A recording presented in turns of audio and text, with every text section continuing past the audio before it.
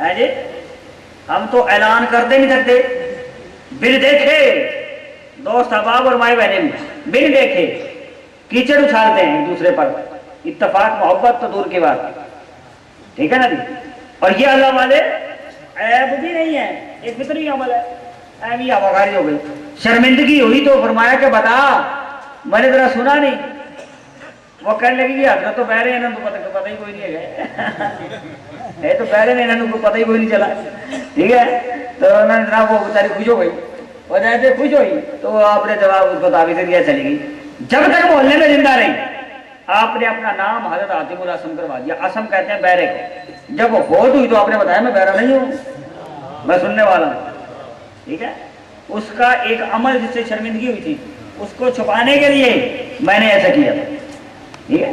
ایسے اللہ والے ایسے، اور ایک طرف ہمارا حال ہے باہر خیر ادب مرشد کا راستہ سفر اور مبارک کا، تو ادب پہلا قرینہ محبت کے قریب، میرا پورا چیپٹر اس پر بیان ہوا، ادب اور محبت مصطفیٰ صلی اللہ علیہ وسلم۔ 1 گھنٹہ 50 منٹ کا بیان میرا وہ ہوا جامعہ اعظم میں، اس کی بھی CD ایسے کر سکتے ہیں، اس میں ادب کی ساری باتیں میں نے بتائی ہیں۔ محبت اور ادب مصطفیٰ میں عمل کا باہمی تعلق کہ نماز نفل یہ پہلے ہیں یا ادب پہلے ہے، شریعت کی روح سے، حدیث و قرآن کی روح سے میں نے اس کو آپ کو بتلایا ہے، ذرا سمجھایا۔ 1 گھنٹے 50 منٹ کا بیان ہے۔ محبت اور ادب مصطفیٰ میں عمل کا باہمی تعلق کہ پہلے کیا چیز ضروری ہے، لیکن وہ اتنا ٹائم نہیں ہے کہ میں آپ کو پورا وہ بیان کر سکوں، لیکن عرس مبارک کے حوالے سے بات بتا رہا تھا، اس لیے عرس مبارک پہ لنگر کھائے اور لنگر کھلائیں، مائیں بہنیں بھی، دوست احباب بھی، ٹھیک ہے، اور مقصد کے سسٹم کے ساتھ۔ لیکن اگر کسی کو بائی اتفاق نہ مل سکے تو روٹی کا سوکھا ٹکڑا ہی کھا لے، میری گزارش ہے، ٹھیک ہے نا۔ مرشد کے در پہ نخرے نہیں، اس لیے ماں بہنوں سے دوست احباب اس پر عمل کیجیے گا، انشاءاللہ کام آئے گی، ہمیشہ ہمیشہ کے لیے کام آئے گی۔ مل جائے تو ٹھیک، نہ ملے تو روٹی کا ٹکڑا ہی دے، دھول تو ملے گی قدموں کی، ہے جی۔ بنایا مجھے کو اپنا ہے تیرا احسان ہے مرشد، بنایا مجھے کو اپنا ہے تیرا احسان ہے مرشد، ملا یہ مجھے کو رتبہ ہے تیرا احسان ہے مرشد، تیری نسبت نے مجھ کو کر دیا ہے کیا سے کیا مرشد، تیری نسبت نے مجھ کو کر دیا ہے کیا سے کیا مرشد، رکھا کیا مجھے میں ورنہ ہے، نسبت ہے قیمتی چیز کو قیمتی بنا دیتی ہے، ٹھیک ہے نا۔ کس کرم کا کروں تیرے شکر ادا، شکر کرم ایک کا بھی ادا ہو نہیں سکتا، ٹھیک ہے نا۔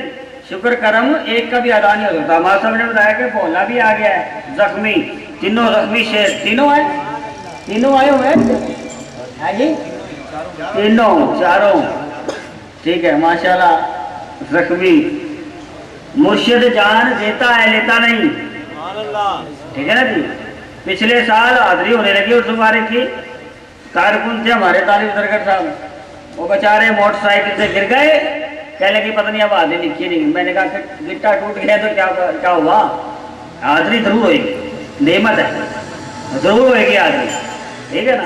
اس دفعہ آج سے 4 روز پہلے ہماری کھلانے والے اور وہ اولا صاحب ڈرائیور تھے، پائلٹ تھے گاڑی کے، بچہ تو پھر بھی رہا تھا، رات کے 10-11 بجے گئے میرے پاس سے، پوری کی پوری گاڑی ٹرالے کے نیچے دے دی ہے، ایکسیڈنٹ ہو گیا ان کا بڑا سخت قسم کا، پوری کی پوری گاڑی، دروازے توڑ کے ان کو گاڑی سے نکالا گیا، اندر پڑے تھے پتہ ہی کوئی نہیں، مر گیا زندہ ہے، دوسرا جنم ہو گیا ان کا، ٹھیک ہے جی، ہے جی، یہ بچ گئے۔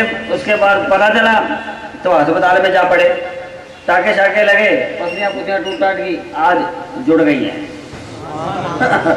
آج جڑ گئی ہیں, بیٹھے ہیں 4 دن کے اندر پسلیاں جڑ گئی ہیں, لنگر دینے کے لیے بیٹھے ہیں.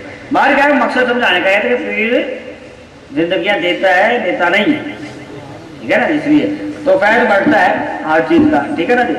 تو نور کا فیض بڑھتا ہے, باطنی نور کا, ٹھیک ہے نا. غلاظت دور ہوتی ہے, اچھی بات ملتی ہے, حاضری دونوں جہاں کی نعمت ہے, ٹھیک ہے نا آپ کے لیے. تو یہ سال کی حاضری ہوتی ہے, تو اس میں کوشش کریں چاہیے تمام کام سے فرصت.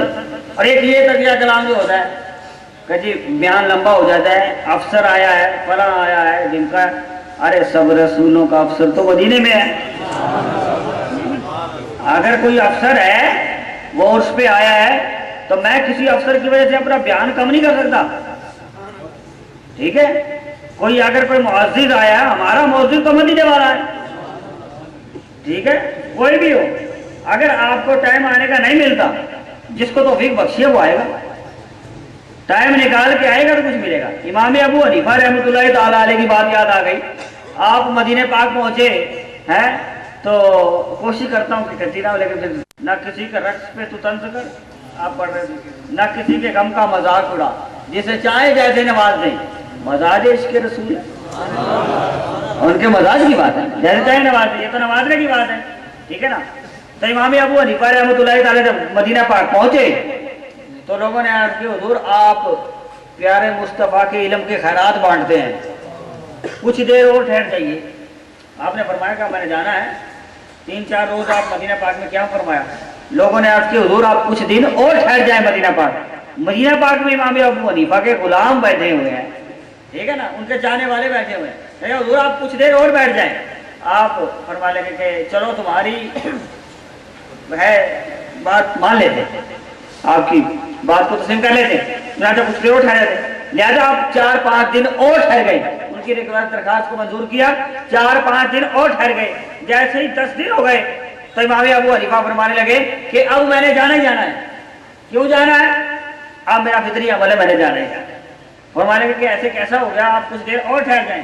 آپ فرمانے لگے اب میں ٹھہر نہیں سکتا, کیونکہ آج مجھے 10 روز ہو گئے ہیں اس پاک سرزمین پر پٹھانا ہی نہیں کیا. ہاں جی, پاک سرزمین پر پٹھانا ہی نہیں کیا, اس فطری عمل کے لیے مجھے جانا ہوگا. ایک یہ بھی ادب تھا, یہ بھی محبت تھی, ٹھیک ہے نا, کہ انہوں نے اپنا پیشاب تک نہیں کیا, ٹھیک ہے, 10 روز تک. اور یہی حال امام مالک رحمۃ اللہ تعالیٰ علیہ, حضرت امام مالک رحمۃ اللہ تعالیٰ علیہ 90 برس کی عمر آپ نے پائی. 90 برس, جب میں حال بتا رہا ہوں ان لوگوں کا, ان کی محبت کا تھی. 90 برس کی عمر کے اندر امام مالک نے ایک دفعہ حج کے علاوہ, پتہ نہیں کتنے حج کیے, ایک بار کے علاوہ مدینہ نہیں چھوڑا. جو کتابوں میں لکھا ہے, آپ نے ایک بار کے علاوہ کبھی مدینہ پاک نہیں چھوڑا. اور ایک مرتبہ ایسا ہوا کہ آپ نے مدینہ پاک چھوڑا اسی وجہ سے کہ آپ کو پیٹ کی گڑبڑ ہوئی, ورنہ آپ نے کبھی مدینہ پاک نہیں چھوڑا. اور ایک 90 برس کی عمر پائی, 90 برس کی. افسر بڑے افسر ہوتے ہیں, امام مالک سے بڑا کوئی افسر ہے وہ سنیں, امام مالک کی بارگاہ میں ان کے پاس, ان کے استقبال میں بے شمار گھوڑے ہوتے تھے, اور بادشاہ ہارون رشید آپ کا غلام شاگرد تھا. اس سے بڑا بھی کوئی افسر ہوگا؟ امام مالک کا غلام شاگرد ہارون رشید بادشاہ تھا. آپ کو بتا دوں میں, ہارون رشید بادشاہ کا غلام تھا, آپ کی خدمت میں رہتا تھا, خادم تھا آپ کا, ٹھیک ہے. آپ کے استقبال میں بے شمار گھوڑے اور قیمتی خچر ہوتے تھے. کس کے؟ امام مالک کے. مدینہ پاک رہتے تھے, اور آپ پیدل وہاں پر سڑکوں پہ گھومتے پھرتے مدینہ پاک کی. اور آ کر عرض کی ہارون رشید بادشاہ نے کہ حضور اتنے قیمتی خچر, اتنے استقبال میں اتنے قیمتی